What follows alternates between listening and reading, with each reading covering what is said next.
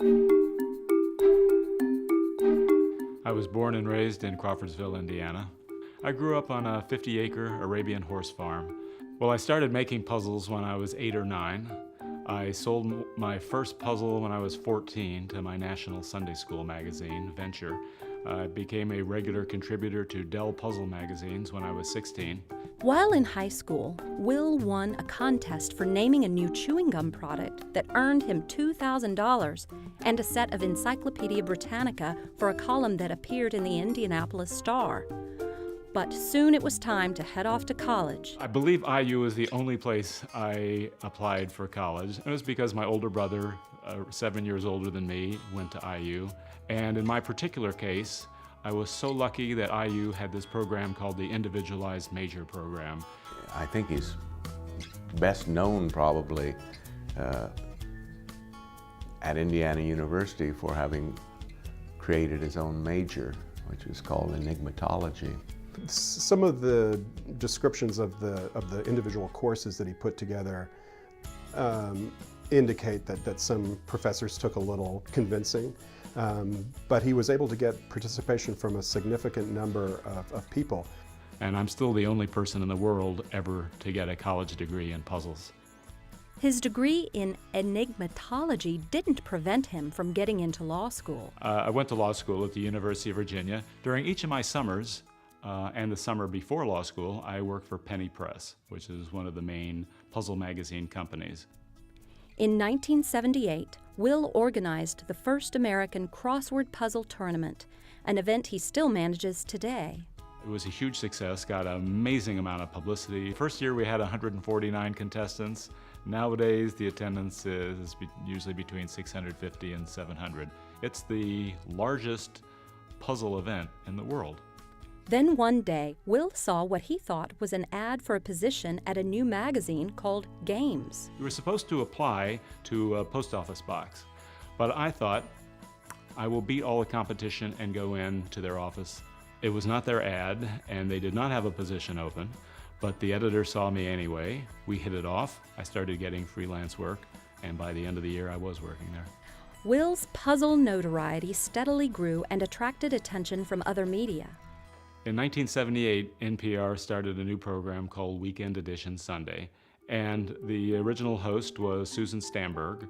Her idea for the program was that it would be the radio equivalent of the Sunday New York Times. But we all know what one of the most popular, essential features of the Sunday newspaper is, the crossword, and she wanted some sort of equivalent for the radio. I'm going to name 2 sports or names of games, and you tell me a term that's used in each of them.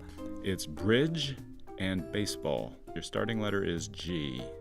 When the New York Times crossword puzzle editor position opened up, Will couldn't resist applying for what he considered his dream job.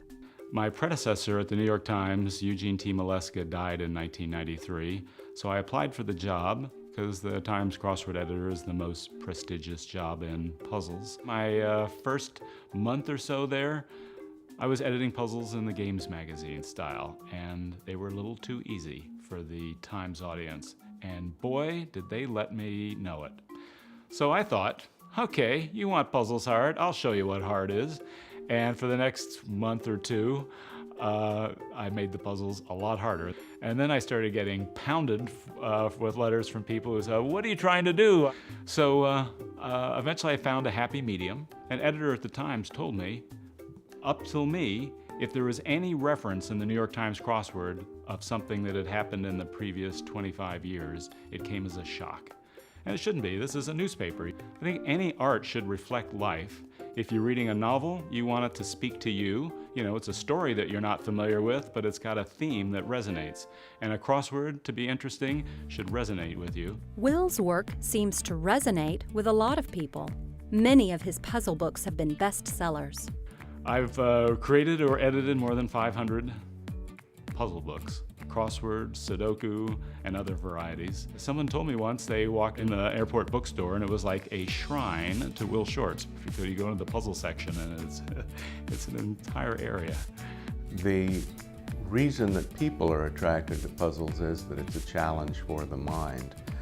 And what Will has is an extremely unusual mind that's attuned to that special area of thinking about new ways to put things together and figure things out. I think he is kind of the poster boy for somebody who knew what he wanted to do at a very young age. He's world renowned. He's accomplished so much. He's done so many things. He clearly is one of the very special people that have graduated from Indiana University. There's things about being from Indiana that are never going to change. I think I'm more down to earth than people from other parts of the country. And I'm real proud of Indiana University, so it's an honor to get this award.